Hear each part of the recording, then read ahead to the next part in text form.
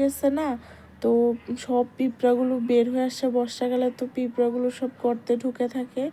বর্ষাকাল তো শেষ, তাই ওদের আগমন ঘটছে আমার গাছে। ছাদের ভিতরেও আমার পুরো মরিচ গাছ, তারপর আবার লাউ গাছ 3-4বার আয়না লাগানো হয়েছে। খালি পিঁপড়ার কারণে এগুলোকে রাখতে পারতেছি না।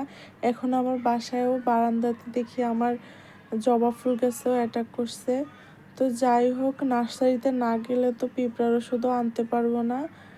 তো এখন হচ্ছে গাছগুলোতে একটু পানি দিয়ে নিব। অন্যান্য কাজের মতো ঘরের এটাও একটা কাজ। প্রতিদিন মনে করে সকালে একবার বিকালে একবার পানি দিতে হয়। তারপরে আবার সময় বের করে গাছগুলোকে দেখতে হয় কোনোটার কোনো সমস্যা হয়েছে কিনা, নয়তো আবার গাছ মরেও যায়। তো আমার এখানে মরিচ গাছটা খুব সুন্দর হয়েছে। আমার এই একটা বোম্বাই মরিচ গাছের অনেক শখ ছিল। আমার কাছে বোম্বাই মরিচের গ্রানটা খুবই ভালো লাগে, যাকে এই গাছটাও অনেক সুন্দর বড় হয়েছে, ফুলও চলে আসছে। আর এই যে কবুতরটা পেলাম, তো এই কবুতরটা ভাবতেছি এটা কি কবুতর আমি তো জানি না। এটার সাথে আরেকটা কবুতর এনে দেব, আর আমার বারান্দার একটা কর্নারে এই দুইটাকে রেখে দিব। তো এই যে এখানে জানি না কিভাবে আমার বেলি ফুলের ডালটা ভেঙে গেল। এই লম্বা লম্বা ডাল বের হয়ে তারপরে এগুলোর মাথাতে অনেক সুন্দর ফুল আসে। তো অনেক ডাল বের হয়েছে, তো এখনো ফুল ফুটে আছে, কিন্তু আরও ফুটলে আরও সুন্দর লাগতো, তাই না? তো অনেক দিন পর আমার এই যে গোলাপ গাছে নতুন ডাল বের হয়েছে। আমি ভাবছিলাম তো এটার কোনো একটা সমস্যা হয়েছে, এই কারণে হয়তো বা ডালপালা বের হইতেছে না। আমি উঠিয়ে অন্য জায়গায় লাগাবো ভাবতেছিলাম, তো এখন দেখি আবার ডাল বের হয়েছে। এই যে ডালগুলা থেকেই কয়েকদিনের ভিতরে কলি বের হয়ে ফুলও ফুটবে। আমার বারান্দাতে খালি ফুল গাছই আছে, আর অন্য কোনো ফুল গাছ নেই। সামনে আরও বারান্দাটা অনেক সুন্দর করার ইচ্ছা আছে। তো কাজটা শেষ করে তারপর রুটি আর গরু মাংস ছিল, আর একটা ডিম ভেজে নিচ্ছি, সাথে কিছু শসা। তো এখন নাস্তাটা করে ফেলবো। আর সামনে তো শীতকাল আসতেছে। আমার হচ্ছে যে টনসিলের সমস্যা আছে, তো এখন থেকেই সমস্যা দেখা দিতেছে। তো নাস্তা খেয়ে ফেলছি, তো এখন হচ্ছে যে গলা ব্যথা, আমার গলা টলা সব ফুলে গেছে। তো এখন হচ্ছে টনসিলের ওষুধটা খেয়ে নিতেছি। তো ভরা পেটে দেখে তাড়াতাড়ি ব্রেকফাস্ট সেরে নিছি, নয়তো অনেক দেরি হয় আমার ব্রেকফাস্ট করতে করতে।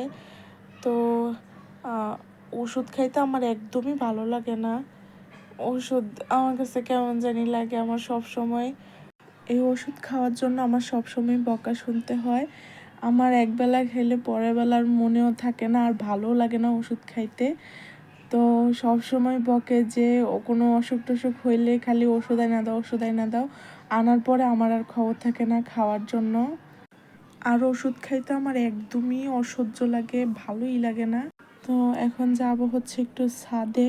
বাসার বারান্দার তো সবগুলো গাছ টাছ পানি টানি দেওয়া শেষ হয়ে গেছে, আর আজকে কেন জানি না ঘুমই ভাঙতেছে না, খালি ঘুম পাইতেছে। তো আমি তো তাড়াতাড়ি উঠে নাস্তা টাস্তা সব করে নিছি। আমার মেয়ে এখনও ঘুমাইতেছে। তো আমি হচ্ছে এখন ছাদে সব গাছগুলোতে পানি টানি দিব, তারপর ইচ্ছা মতো কতক্ষণ হাঁটবো। ছাদে যতক্ষণ থাকি ততক্ষণ আমার কাছে খুবই ভালো লাগে। আগে হচ্ছে মুরগিগুলোকে একটু খাবার দিয়ে নেব।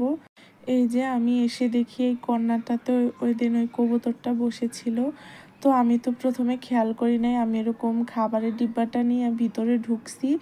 এসেই ঢুকে তারপর বসে বসে কবুতরকে মুরগিগুলোকে খাবার দিতেছি। তখন হঠাৎ করে খেয়াল করি ওই পাশের কবুতরটা ছটফট করতেছে। পরে আমি যখন বের হলাম, বের হওয়ার পর ওর কাছে গেছি, ওকে কয়েকটা খাবার দিছি। তারপর ও খাইছে, খাওয়ার পরে আমি ওরে তাড়াই দিছি। তাড়াই দেওয়ার পরে ও অনেক দূরে যা বসছিল, তারপরে আবার একবার আসার পরে আমি মুরগিগুলোর জন্য পানি আনতে গেছিলাম। তো আমি এরকম বের হয়েছি, বের হয়ে পানি আনতে গেছি, আমার পিছন পিছন আসছে। আয়সা আমার পিছন দিয়ে কখন জানি মুরগির ঘরের ভিতরে ঢুকছে। তারপর ও আর বেরই হয় নাই ওখান থেকে। পরে আমি ওকে মুরগি তো ওকে পাইলে একবারে বারবিকিউ পার্টি দিয়ে দিবে, তো এই জন্য আমি ওকে নিয়ে বাসায় চলে গেছি। তো এই যে এখানে আমার বড়ই গাছগুলা বড়ই কি বড় হয়ে গেছে মাশাল্লাহ দিলে। আর এই যে ডালটার দিকে নজর দিলেই তো বোঝা যায় গাছে কি পরিমাণে বড়ই ধরছে। আর বড়ইগুলা দেখি অনেক তাড়াতাড়ি বড় হয়ে যাইতেছে মাশাল্লাহ দিলে। তো যারা যারা এই ভিডিওটা দেখছেন তারা কিন্তু বড়ই গাছটা দেখে মাশাল্লাহ বলবেন। এই ছোট্ট একটা গাছের দিকে তাকালে খালি বড়ই দেখা যায়, তো খুবই ভালো লাগে দেখতে। পুরো গাছ ভর্তি একদম বড়ই হয়েছে মাশাল্লাহ, যেন সবগুলো টিকে থাকে। তো আমার এই যে কামরাঙ্গা গাছটা, এটা খাইতে খুবই মজার একটা ফল, খুবই মিষ্টি। সব জায়গায় এত সচরাচর মিষ্টি কামরাঙ্গা পাওয়া যায় না। আরেকটা কামরাঙ্গা আছে আমাদের দেশের বাড়িতে, আমার বাবার বাড়িতে, ওইখানে উঠানে একটা কামরাঙ্গা গাছ আছে। ওই কামরাঙ্গাটার স্বাদও খুব ভালো, অনেক মিষ্টি। আশেপাশে সবাই সব সময় এসে খায়, আমরাও সবাই মিলে যখন বাড়িতে যাই তখন কামরাঙ্গা বানিয়ে একসাথে বসে খাই। তো এই যে আমার পেঁপে গাছটা, এটা দেখে একটা সাইড হয়ে গেছে, তো আমি হচ্ছে মাঝখানে এনে দিলাম। আর কয়েকদিন গেলেই তো এটা তো এগুলো তো লম্বা লম্বা গাছ না, আর কয়েকদিন গেলে এগুলো সব আশেপাশের গাছ ছাড়িয়ে অনেকটা উপরে উঠে যাবে, বড় হয়ে যাবে। আমাদের বিল্ডিংয়ের পাশেই হচ্ছে মসজিদ, তো হুজুর হচ্ছে বয়ান দিতেছে। এই যে ছাদটা হচ্ছে মসজিদের ছাদ। ছাদে ঘুরতে আমার কাছে খুব ভাল লাগে, আর খালি ঘুরি আর এই গাছ সেই গাছ দেখি বসে বসে। তো এই যে এই মুরগিগুলো এত খারাপ, সারাক্ষণ খালি মারামারি করে। আমি ছাদে আসছি পর্যন্ত দেখি মারামারি করতেছে, এক একটার গায়ের পশম টসম সব উঠায় ফেলছে মারামারি কইরা। তো আমার ছাদটা কেমন লাগলো আপনারা সবাই বলবেন। আর এই যে ছাদেও আমি ওই ফুলগুলা লাগাই দিছি সবগুলা গাছের টবে। এগুলা তো পত্তলিকা গাছে অত একটা মাটি লাগে না, অনেক সময় দেখা যায় খালি পানিতেও হয়, তারপরে আবার মাটি হালকা অল্প একটু মাটি হলেই হয়ে যায়। তো এই জন্য লাগাই দিছি। সব গাছের গোড়াতে যদি একটু একটু এরকম ঝাপটা ফুল ধরে থাকে কত সুন্দর লাগবে দেখতে। তো এই যে বড়ই গাছের ভিতরে এগুলা কি জানি উঠছে, এগুলো আমি জানি না এগুলা কি, কেমন জানি দেখতে কালো কালো। এই বড়ই গাছটাতে আবার কোনো ফুল আর ফল হয় নাই, ওই যে পাশেরটাতে হয়েছে। তো আমার ছাদটা কেমন লাগলো সবাই কমেন্টে বলবা। আর আজকের মতো ভিডিওটা এই পর্যন্তই। সবাই ভালো থেকো, সুস্থ থেকো, আল্লাহ হাফেজ।